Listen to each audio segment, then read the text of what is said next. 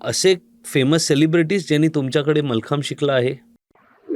शीला शर्मा म्हणून होत्या, म्हणजे त्या आता बंद झाल्यात कारण त्यांनी थोडं अध्यात्म आणि ह्याच्याकडे जास्त लक्ष दिलं.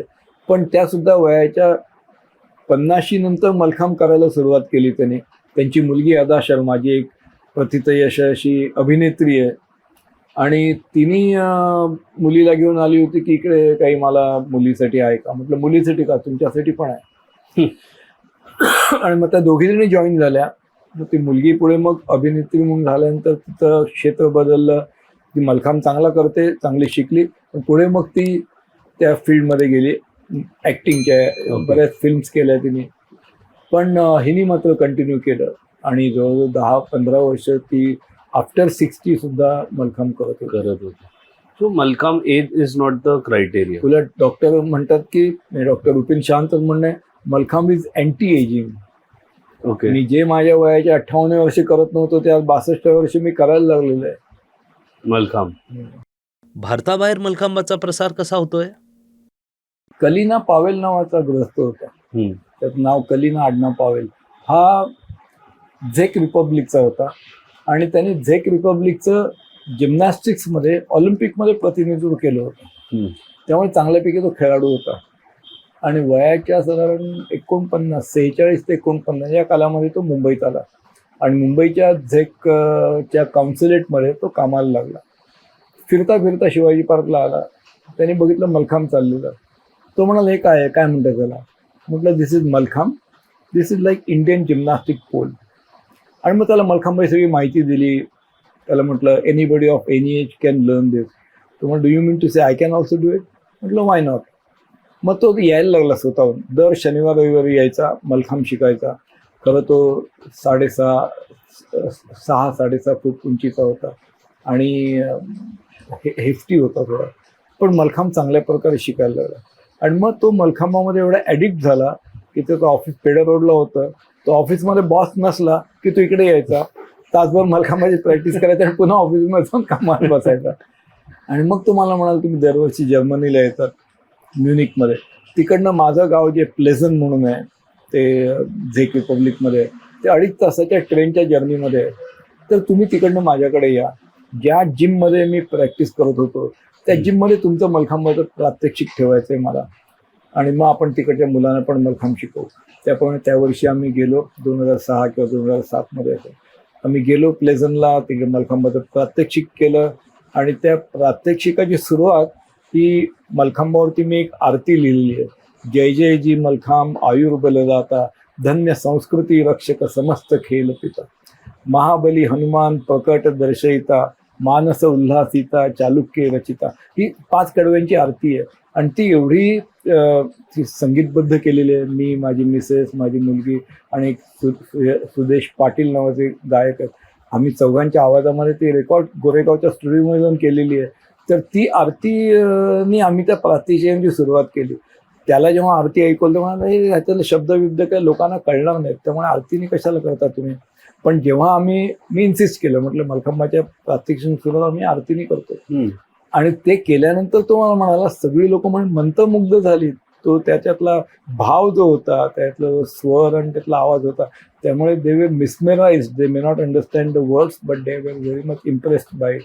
आणि ते जवळजवळ अर्ध्या तासाचं प्रात्यक्षिक झालं आणि त्याच्यानंतर जे बघायला उपस्थित त्या सगळ्यांचं आम्ही प्रशिक्षण घेतलं तिकडे आणि ते झेक टीव्हीने लाईव्ह टेलिकास्ट केलं आणि त्यामुळे झेकमध्ये मलखांबाची सुरुवात झाली. मग तो इकडे तर रेग्युलर करायचा. आमच्याकडे all India mayors cup competition झाली, त्याच्यामध्ये त्याने लाईव्ह डेमॉन्स्ट्रेशन दाखवलं.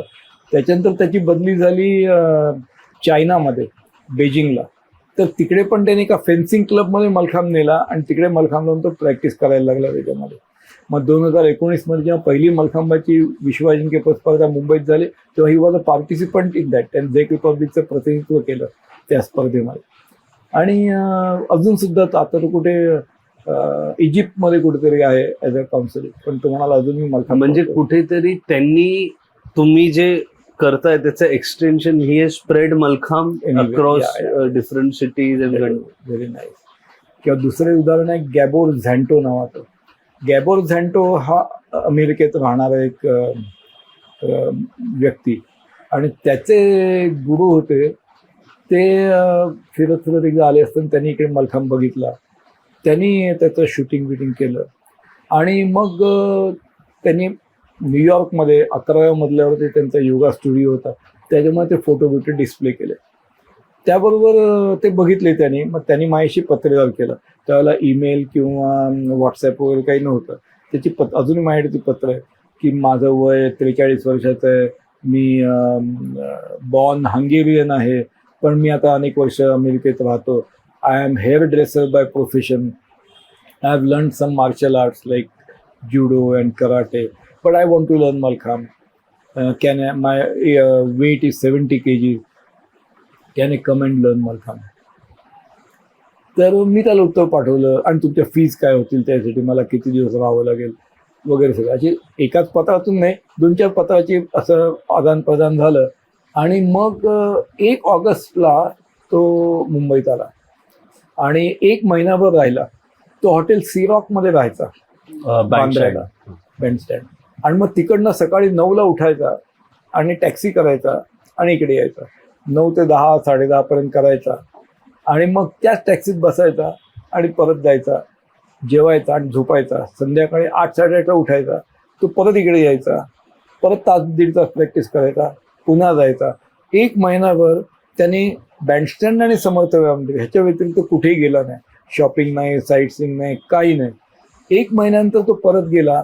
पुढच्या वर्षी परत 1 ऑगस्टला परत आला. 1 ऑगस्ट ते 31 ऑगस्ट 1 महिनाभर तो इकडे राहायचा. असं 4 वर्ष झालं.